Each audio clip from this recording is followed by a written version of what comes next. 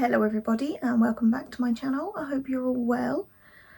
So all I can see is my missing lash. This fell off in the night. My friend from college did them for me, but I've had to stick two back on already because apparently I sleep on my face and pull them off, but I lost this one, so I'm gonna have to deal with that. We'll cover it up.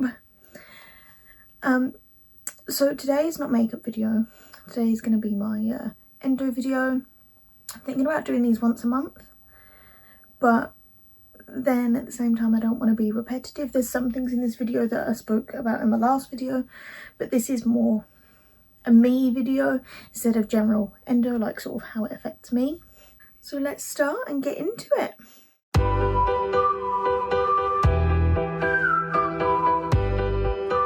So I have got 4 sections in this video. So we've got triggers, what a bad day is for me, what sort of helps me, and like products and moments and stuff. So we'll go through triggers first. These can differ for everyone. Like I know a lot of endo girls that have some of these that I don't, and vice versa. It's all just finding what works for you. I know people that are like, go vegan, it will help. And then I also know a lot of vegan girls with endo that are like, it's not helped me, I'm still suffering. Or this one's the one that gets me the most. Get a hysterectomy, it helps. I'm 24 years old, I'm not getting my room ripped out. One day I might want a child, and I want to carry that child. I mean, we don't know if I can actually carry a child to term because I've never done it successfully yet. But you know, in the future, if I want to do that, I'm not doing it. Fair enough. If you've had a hysterectomy and it's helped you, that's fine. But endo is not in your womb. It's everywhere it shouldn't be. It drives me insane. It's like when people are like, I used to have endo. There's no cure, it doesn't go. You either have it or you don't. Just because it doesn't affect you anymore doesn't mean it's not there. I know people that have that have had laparoscopies recently, had the tiniest amounts but been in the most humongous amounts of pain. So I'll do the 2 biggest ones for me. Well, the biggest one for me is alcohol. You can guarantee if I drink any alcohol, I will flare like no tomorrow. Like it really affects me. Caffeine, I can have like a cup of coffee a day, be fine. Yeah, I can have like a cup of coffee and a can of Pepsi or a glass of Pepsi a day, or Pepsi Max a day, and be fine. But I find if I have, well, not fine, I'm never fine, but if I have more than 2 cups of coffee and more than 2 cans or glasses of Pepsi Max, or Diet Coke and Coke Zero are quite bad as well. They sort of make me worse than Pepsi does. I don't know if there's a difference in caffeine levels and stuff, but yeah, it really does affect me. I get so crampy. Too much dairy is another thing. So anyone that knows me knows that I love dairy. Well, I say I love dairy. I don't like milk at all. I think it's disgusting. I think people that drink on its own are just, why? Just my mind, I just can't comprehend it. I'll have it in milk. I'll have milk in milk. Oh, I'll have it in tea. I don't have it in coffee actually. Only if it's like if I go to a coffee shop and they obviously froth the milk from a latte and stuff. But if I'm making coffee at home, I will use Coffee Mate, which is sort of like a creamer powder. I'll use that instead because I prefer it. It's creamier and love it. Even the smell of milk makes me feel sick. Like if we've got a carton of milk that's like 1 day out of date, I'm like, Joanne, you need to come and smell this before I pour it in your tea or coffee because I will boke. So yeah, I don't drink milk. I don't consume a whole lot of milk. I eat a lot of chocolate. Like I love chocolate. I have chocolate every single day. whether it's in the form of like a chocolate bar, M&Ms, even like Nutella, you know, the Be Ready bars, like the sort of cereal, not cereal bars, but like breakfast bars. I'll have one of them. But some days I'll eat it every day, but I don't always eat a lot. But chocolate is my biggest dairy sort of issue. But chocolate doesn't actually trigger me. I found that, like, there's days that I've had chocolate on chocolate on chocolate. Like, if I've been having a crap mental health day, I comfort eat. I'm bad for that.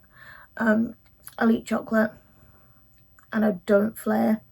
This is sort of a 2-in-1 because high fat foods is a trigger for me. I find if we get takeout or something, my stomach's a lot worse. Well, my stomach, my endo, my pain is a lot worse, but because it's around this sort, you can't even see. But it's painful in my sort of tummy area. That's where I get crampy and stuff. So pizza, if it's sort of when you cook at home, it's not as bad. So like if we get one from Domino's and like you just pick up the slice and it's just grease dripping off, that sends me over the edge. Like, I will be flaring for days. Maybe not a severe flare, but I will still be flaring. Once you cook at home, but pizza's a bad one. I love pizza. Again, if it's a cook at home one, it's not too bad. So I can eat a certain amount of dairy before it really sends me into like flare mode. So say I had a Nutella Be Ready breakfast bar for breakfast, and then I had a cheese sandwich for lunch, and then I had a pizza for dinner, and then cheesecake for dessert. I'm out for the count. Like, I'll be floored. But I tend to, like, if I know I'm gonna have a pizza for dinner, I'll try and not eat cheese prior to that. Non-organic foods I've found is a big one for a lot of people. So like processed meats and stuff as well. So if you're having like loads of veg, that's great. But if you're getting sort of processed stuff, like the ready cut stuff, or just the random, like the cheapest stuff you can find in the supermarket, a lot of people flare with that compared to if they buy fresh organic fruit and veg. Same with processed meats. This is why pizza's so bad, because it has pepperoni when I eat it, and like, not good. Same as if I have like pepperoni and salami in with pasta or something. That's quite bad because obviously it's a processed meat and it's oily and like fatty. But I've not had that for a long time actually. Red meat is another one. I don't really eat red meat. I think the only sort of red meat I eat is bacon, and I don't even eat that often. But like, I'm not a steak sort of person. I don't like steak. I don't like big juicy burgers. I like, if I'm gonna have a burger, I want it so thin, like a McDonald's burger, so thin. Soy. So all you girls and men that have endo, yes, men can have endo. A bit off topic. It's not off topic, it's still about endo, but off topic for triggers. Obviously, if you were born a woman, transitioned into a man and you had endo, you can still get it. There's a couple of men in one of my endo groups that have transitioned, and you know, they've had everything out, ovaries, womb, everything, and they still have endo. So this whole get a hysterectomy, it helps. Tell that to the men. But yeah, so all of you guys with like lactose intolerant know how to drink nut milks because soy is really bad. I don't drink soy milk. I tried it once and it made me feel sick. But the couple of times I've had stuff, there's like one specific cake that if I went to a certain place, which I didn't go too often, but if I went there I'd get it, found out that it had soy milk in it instead of normal milk because it's sort of like a lactose-free cake. That one specific cake used to always give me cramps and I never knew why, and then found out it had soy in it. Gluten is another one. I've been told I should be gluten-free, dairy-free, all sorts. Evidently, I don't do that because I would literally have to live on water. But gluten, again, don't find this affects me too much. Like, I can eat bread and stuff and be fine. What is a bad day for me Again, this could differ for everybody. So a bad day for me, I just don't want to get out of bed. I find when my endo flares, my mental health flares a lot, and I start feeling really anxious and depressed for, well, I say for no reason, it's for good reason, it's because my insides are broken. But yeah, I just don't want to get out of bed, don't want to do anything. My entire body aches. It sounds ridiculous because obviously being sort of in your reproductive area, it's usually sort of in your tummy area, but my armpits are so painful. Like, I can't even do this when I'm having a really bad flare. Like, I'm having a sort of mild flare today, so that hurts, but it's not like I could cry. Severe cramps. Like, when it's gonna sound really bitchy, and I don't mean it in a bitchy way, it just frustrates me when I see people putting on Facebook and Instagram and stuff, oh, I'm having a bad cramp today, oh, it's a bit sore, can you still get up and walk? Yes, it's not that bad. My air freshener just went off. It smells really good. I don't know what it is, berries or something. But like, sometimes my cramps get so bad to the point I can't move in bed, or I need Jam to help me getting up and stuff because I'm in so much pain I can't move. Like, my legs get so painful, and sometimes it's like my legs are like paralysed, I can't move. Mood swings. I'm a moody person. I have a ridiculous hormone imbalance which causes me to have mood swings anyway. But when I flare, Jesus Christ, don't say a bad word to me. Don't get on my bad books, because I will just snap.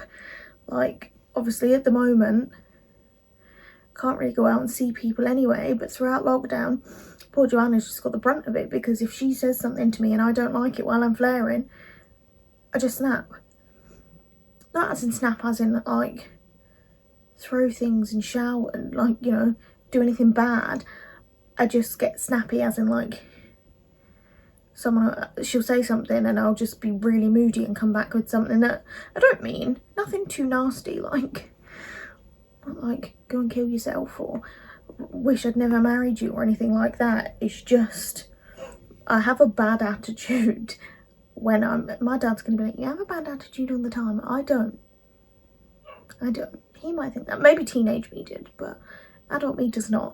But yeah, I get so frustrated because I can't get up and do things, or, you know, things aren't going my way, because that sounds really bratty as well. Things don't go my way, I don't get my own way. No, I just mean in the sense of things aren't going my way and I feel rubbish and it's just not my day. And it frustrates me because I don't like being dependent on someone else, and sometimes I have to be. Headaches is a big thing. I get headaches all the time. Some of my meds, got my meds here.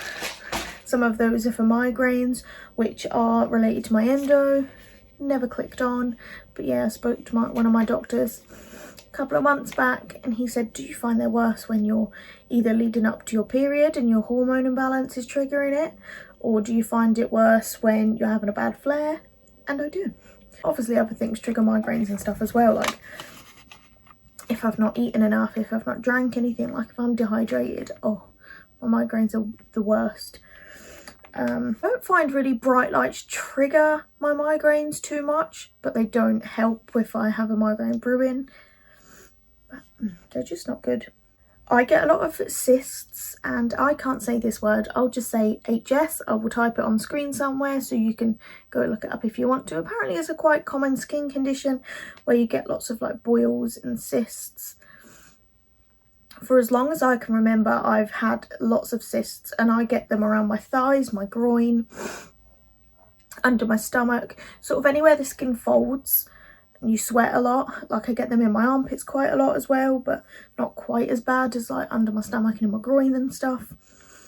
I actually had a phone call with my doctor yesterday, and she was telling me that if it's sort of just a lump and nothing comes out of it, you don't really need to worry all that much. But if they're sort of like mucousy and pussy, that's when you need to worry, because it means there's an infection, and mine are always like that. So I've actually got I'm looking for my phone, I'm using it to film. I've actually got prescriptions and stuff, more tablets to take, so that flares even worse, like the last few days. I sort of have like the first week of the month where my cysts are really bad, the second week of the month where generally that's when I'm on my period, and then the last 2 weeks of the month not so bad, and then it sort of cycles like that.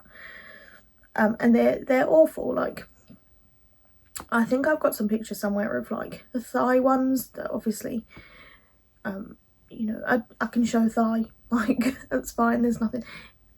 It's a bit of a trigger warning, it's a bit disgusting to see, but I'll pop up a few pictures if I can find some. And yeah, they're just so painful, like especially if I get them on the back of my thighs or anything, or sort of, this is quite, I can't believe I'm saying this, but you know, sort of how like your butt sort of curves under and then goes down, that little crease there, most painful thing ever if you get one in there. Awful. If you sit on that, oh, I could cry. Yeah, so I get them most of the time. Breast pain is a big thing. So my doctor thinks I have duct ectasia because I have an enlarged milk duct on my left side, and that gets painful quite often. I'll occasionally get like a, well, I say occasionally, most of the time when it's sore I'll get like a little twingy pain, and it's just, it feels like it's throbbing and it's sore.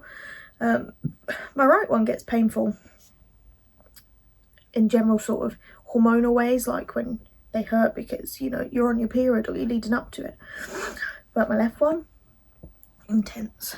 I've got something stuck in my throat, it's really sore, I'm sorry.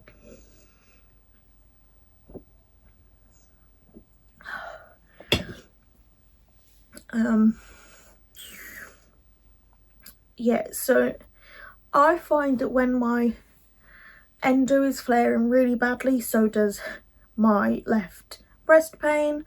So I don't know if there's some sort of connection there or whether it's just convenience. Convenience? Coincidence? I can't speak. The last thing I've got on the sort of what's in a bad day thing for me is bleeding and clots. Now, I don't bleed all the time. There will be times when I'm not on my period that I do bleed, but generally it is just when you're on your period and whatnot. And large clots, again, most painful thing. That's when my cramps are worse, when obviously my body's trying to get them out.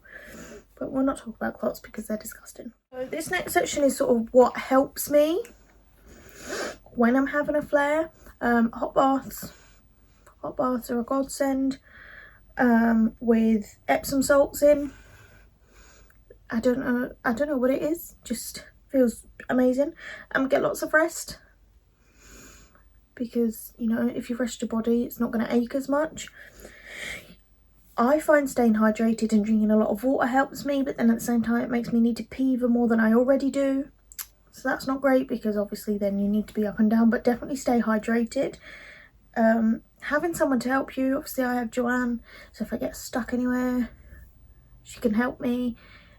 You know, if I'm in the toilet and I'm like, oh no, I need clean pants because I've bled onto mine, or I need, you know, a towel so I can have a quick shower because, you know, there's a mess and whatnot. It's obviously not everyone's got someone that can help them or feels comfortable helping, or that, you know, if you have the endo, that you don't feel comfortable with someone else helping you with all of that. But see, me and Joanne are married, she's seen everything, like she still wants to be with me, so her helping me can't be that bad.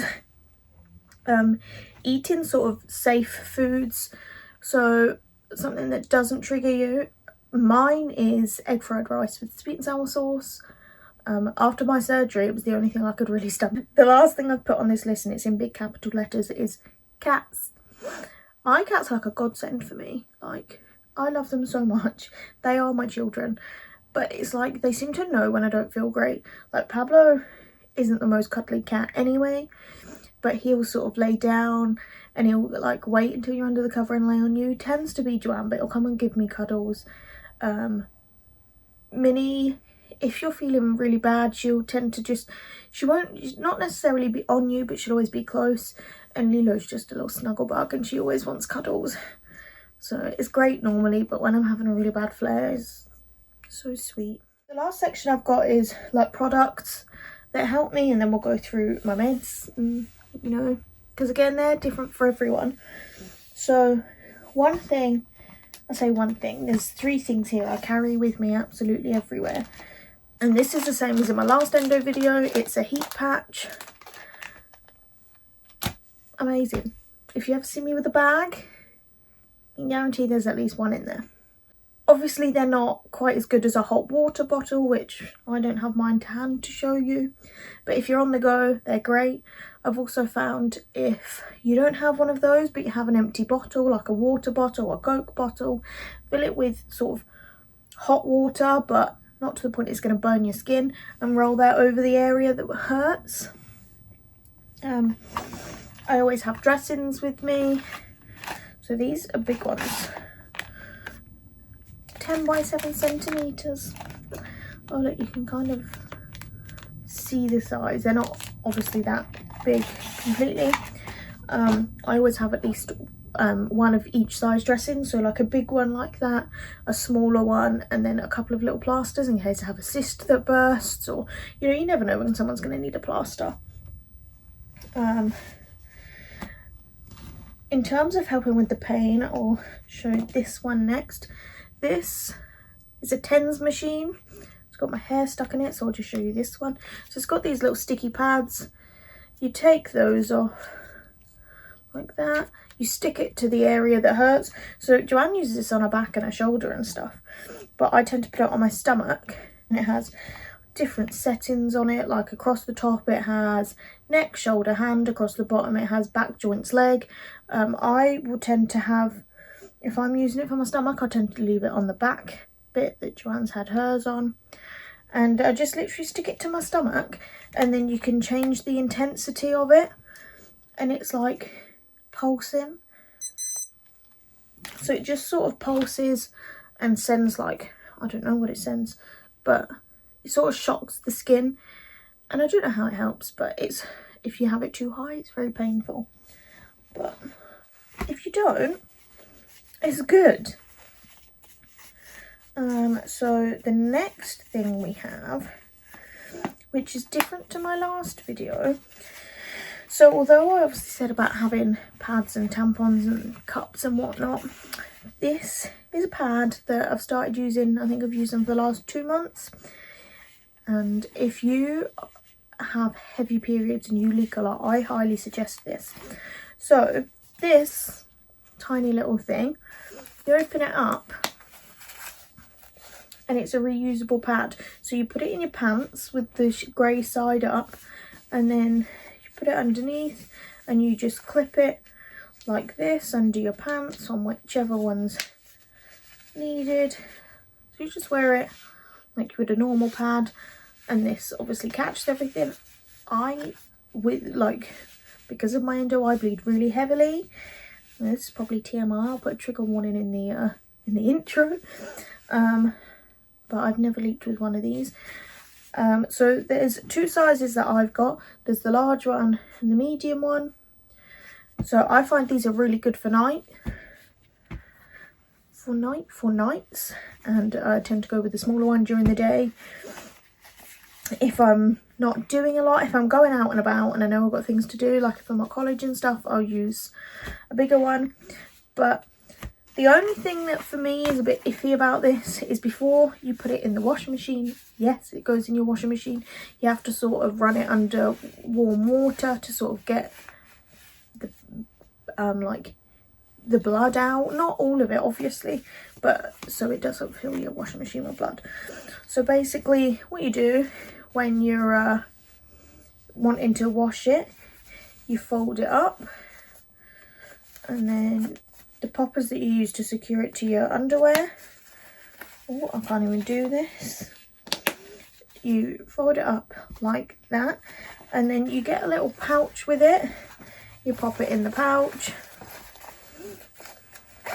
zip it up, it's ready to go in the wash. Obviously these are clean ones, I won't be showing you used ones, but yeah, so they're amazing. The brand I have are Hey Girls. So I'll put a link in the description, but there's a lot of stuff they do on their website. So they have pads for daytime, pads for nighttime, tampons, cups, those period pants I've not tried, don't know if I want to. So next up is my meds case. This is for a month. So I tend to take mine in the evening. So I've only got 7 in here at the minute, and then there's other ones that I sort of take as and when I need to take them, and it's not a daily thing. But we have this little thing. This is my tramadol. That's like an opioid, I don't know how you want to say it. That is sort of like a painkiller, but it doesn't really help the pain, it just spaces me out and I'm basically like stoned. Then we have propranolol. This is just my evening ones. I have to take these 3 times a day. That's to prevent migraines.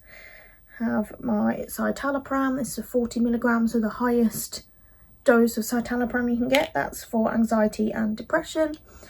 We have a B12 tablet. So I have pernicious anemia as well, which means my body doesn't absorb vitamin B12. So every 3 months I have to get an injection of the vitamin B12 to get into my bloodstream. But my doctor said if I take one of those a day, it will sort of just keep on top of it. This, I can't remember what it's called, little green sort of ball. But that's a vitamin D tablet. Because I live in Scotland and we don't get much sun, my body doesn't absorb that either. Like, I just don't get enough. So I'm on that for life. Most of these I'll be on for a long time. These 2 little ones, I'll show you the other version of this in a minute. So they're just like little brown ones. That's amitriptyline. So I'm on 50 milligrams of that. And so that is also for my migraines, but it's also an antidepressant. So I'm on 2 migraine medications and 2 antidepressants. And then I can't remember what this is called, but it's to help me sleep because I don't sleep very well. Like, I can sleep anywhere and everywhere, but I don't always sleep well. And then let's get one of these ones out. So the amitriptyline I had there was the brown ones, and then every month I get different ones. I have blue ones, brown ones, green ones, and this month I've got yellow ones. So that is my monthly meds in there for the evening. I have antibiotics to be picked up today. I have more propranolol that I need to order because I'm running out of that. And then I have to take paracetamol and ibuprofen, like your general painkillers. And there's another tablet I have to take, but I can't remember what it's called. Mebeverine. It's like the prescribed Buscopan. It's for like muscle spasms and stuff in your stomach, like stomach spasms. And yeah, I meant to take that too, but I don't always take it because I find it makes me feel really sick. And then I do have an anti-sickness tablet I have to take as well, but I don't take that in the evening because it makes me like wide awake. So thank you for coming back to my channel. I hope this hasn't been too much. And I will see you next time. Bye.